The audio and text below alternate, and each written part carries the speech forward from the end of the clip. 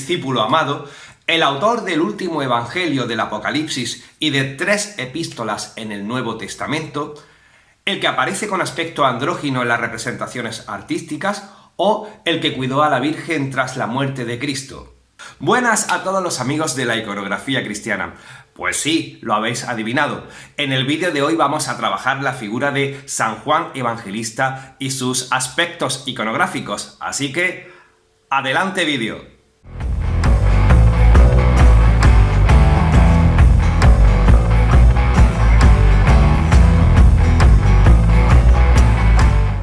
A diferencia de otros vídeos donde hemos insistido en la importancia de la patrística a la hora de establecer los cánones de los motivos iconográficos de determinado tema, en la figura de San Juan Evangelista, prácticamente con los episodios de los evangelios apócrifos y la famosa leyenda dorada, tendremos suficiente.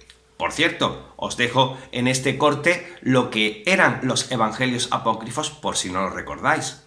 Pero centrémonos en primer lugar en el personaje, quien es San Juan. Claro, para ello, lógicamente, tenemos que recurrir a los evangelios. Según estos textos, San Juan era hijo de un pescador llamado Zebedeo, y San Juan va a ser llamado por Jesús para que lo siguiera. Por tanto, constituye uno de los 12 apóstoles. Asimismo, está presente en algunos de los milagros de Jesús, como por ejemplo en el de la suegra de Pedro o en el de la hija de Jairo. Forma parte del grupo de los 3 discípulos favoritos de Jesús, junto con Santiago y con Pedro, de tal manera que aparece en escenas tan importantes como la famosa escena de la transfiguración o el sufrimiento de Cristo en el huerto de Getsemaní.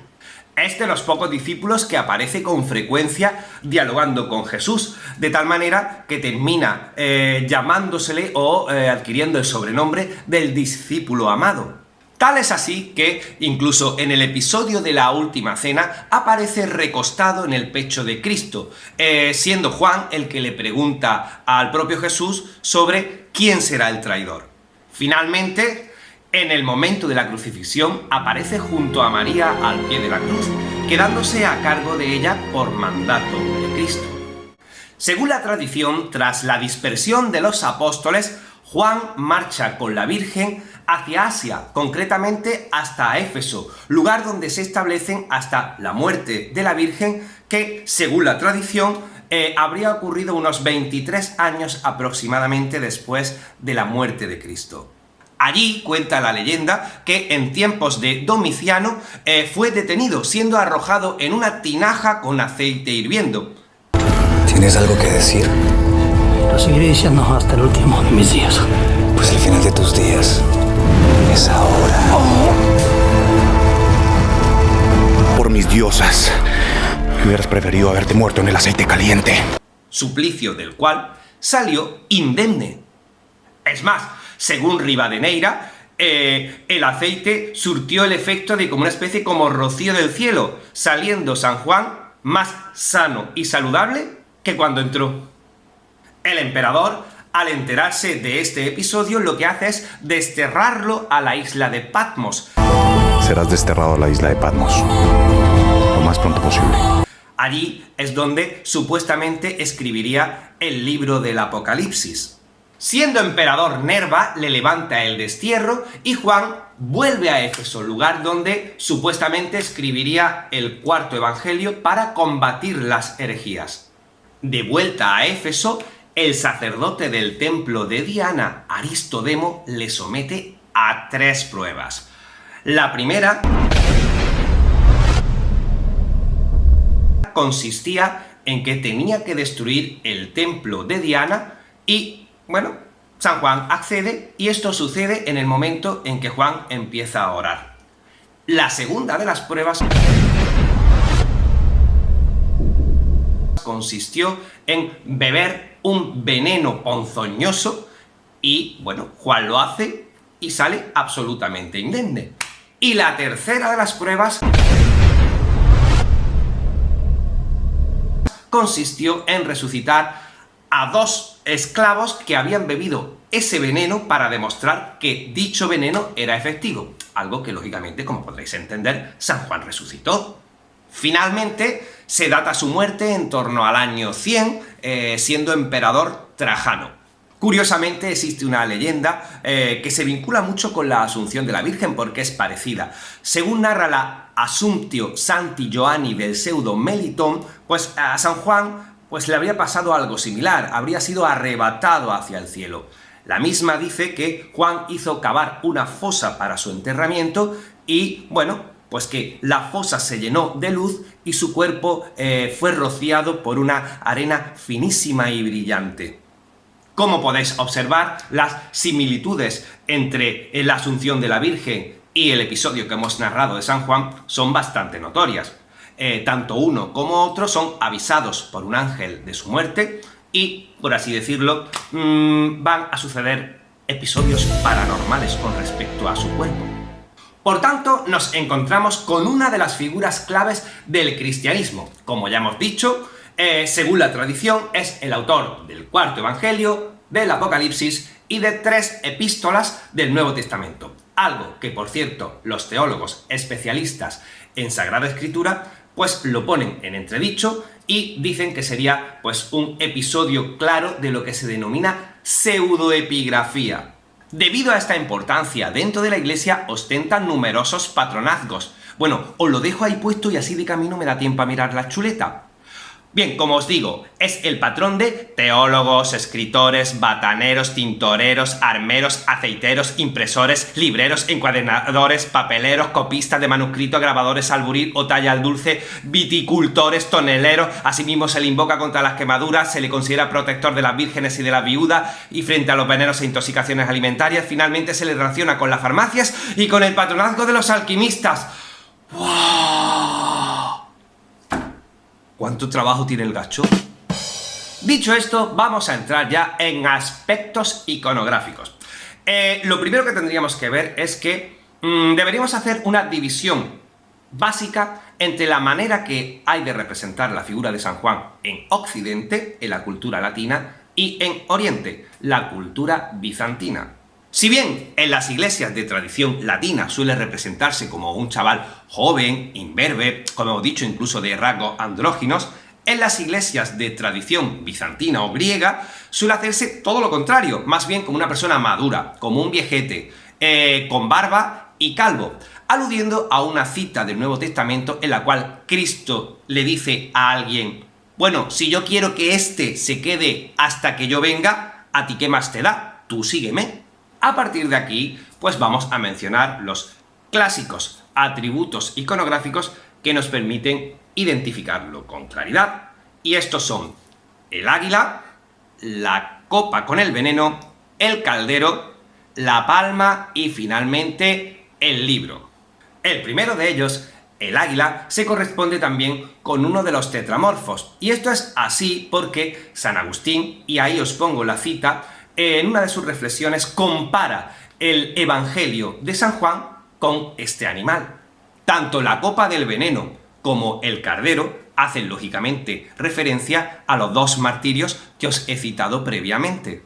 Asimismo, el atributo de la palma es curioso. Normalmente ya sabéis que la palma hace alusión al martirio, pero ya sabéis, San Juan no murió mártir.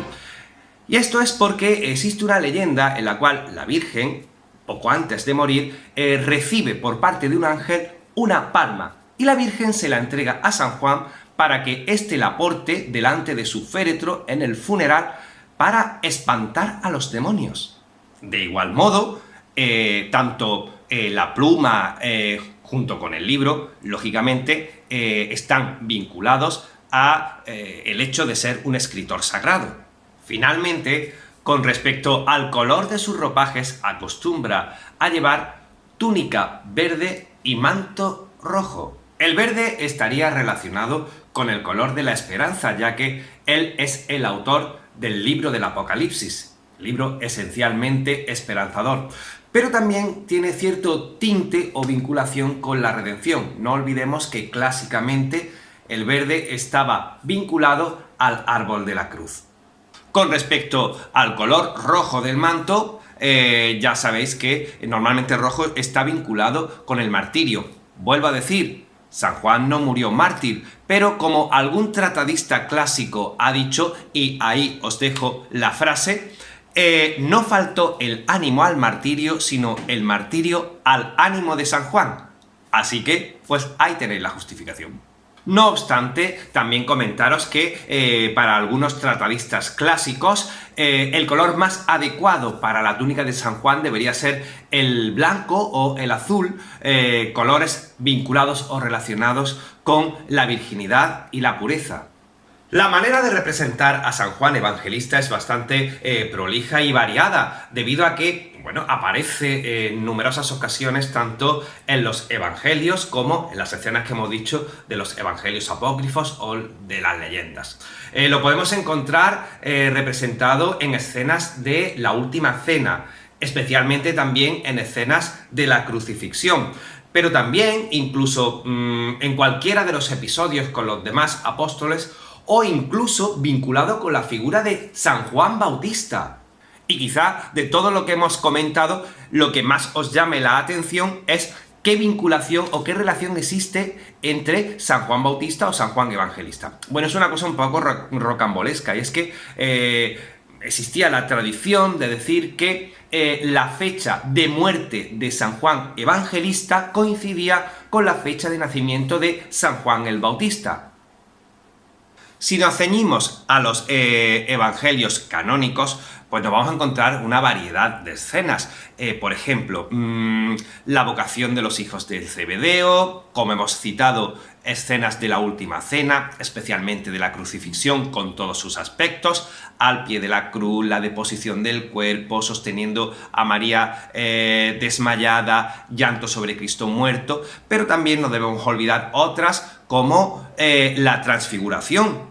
Pero si nos agarramos a los evangelios apócrifos, nos vamos a encontrar escenas relacionadas con la Virgen, concretamente el tránsito, el enterramiento o la dormición o la propia asunción de María. Teniendo en cuenta las leyendas del propio santo que hemos ido encontrando tanto en los apócrifos como en la leyenda dorada, podemos extractar someramente algunas de esas escenas. Por ejemplo, iconográficamente es bastante interesante todas las que hacen alusión al martirio en el caldero de aceite hirviendo. Pero no solamente esa, por ejemplo, nos vamos a encontrar también escenas en la isla de Patmos en su destierro, y también, pues, algunas otras, como por ejemplo el milagro de la resurrección de la Drusiana. Para algunos, Drusiana es el gentilicio de un lugar o que la propia mujer se llamaba así, Drusiana. Cuenta dicha historia que esta anciana mujer, estando en Éfeso, estaba esperando fervientemente, porque era muy devota de San Juan, a que éste regresase del destierro. Lamentablemente muere, y curiosamente el cortejo fúnebre está pasando por la puerta de la ciudad cuando San Juan llega de regreso de ese exilio, de tal modo que, pues, bueno, le cuenta la historia y San Juan resucita a esta mujer. Otra historia curiosa es el bautismo del filósofo Cratón. Cratón tenía que ser un personaje bastante peculiar. Bueno, cuenta la historia que este hombre, desapegado del mundo y de los bienes del mundo, quiso hacer una especie como de repudio público de las riquezas. Entonces, con algunos de sus jóvenes discípulos, en la plaza de la ciudad, pues hace comprar a estos discípulos unas gemas, unas piedras preciosas, y las rompe, las destroza. De tal manera que por allí pasaba nuestro San Juan, y cuando lo ve, pues le reprende y le regaña y le dice que esas joyas o esas gemas, esas piedras preciosas, podían haber servido para darle de comer a los pobres. Total, que el filósofo Cratón, en una especie como de alarde de chulería, le dice, pues recomponlas. ¿Qué va a pasar? Pues que nuestro San Juan recompone las gemas, las vuelve a su estado original, y Cratón no tiene otra cosa que bautizarse. Ojo, no olvidemos que también hemos contado otra historia, la destrucción del templo de Diana o la de la copa envenenada, lo que pasa es que no vamos a repetirla otra vez. Otra leyenda cuenta que en torno a su enterramiento empezó a aparecer una especie como de polvo a modo de maná, y bueno, iconográficamente se representó como si fueran pequeñas hostias. De ahí que esta iconografía se suele llamar o denominar la lluvia de hostias de San Juan. Lluvia de hostias. Uf, qué mal suena eso. Como veis, las leyendas sobre San Juan Evangelista son variadísimas, son muchas. Así a bote pronto recuerdo algunas sobre apariciones póstumas del propio apóstol. Pero vamos a detenernos en una que me resulta muy curiosa, que es una que cuenta un hecho vinculado con el rey inglés Eduardo el Confesor. Cuenta el relato que iba Eduardo el Confesor, San Eduardo, a una celebración en una capilla de Essex, a una festividad dedicada a San Juan Evangelista. Iba a caballo y por el camino se va a encontrar a un mendigo que le va a pedir limosna. Como el rey no llevaba dinero, cogió un anillo que portaba en su dedo y se lo entregó. La historia sigue. 2 años después, 2 peregrinos que iban a Tierra Santa se quedan varados en mitad del camino y son ayudados por un anciano. Y este anciano les dice que él es San Juan Evangelista. Pues bien, el anciano llevaba en su dedo el anillo que en su momento el rey le había dado a aquel pobre que le pidió limosna. Total, que el anciano les entrega el anillo y les dice que se lo devuelvan al rey y que le digan al rey un mensaje, que en 6 meses ambos se encontrarían en el cielo. Pues bien, con esta última historia terminamos este vídeo. A mí me ha gustado mucho porque es bastante abundante en leyendas e historias poco comunes. Espero que os haya gustado. Nos vemos en el siguiente vídeo. Si os ha gustado, pues le dais a likes y bueno, si no estáis suscritos, pues os suscribís. Y muchos besos para todos. Hasta el próximo vídeo. ¡Adiós!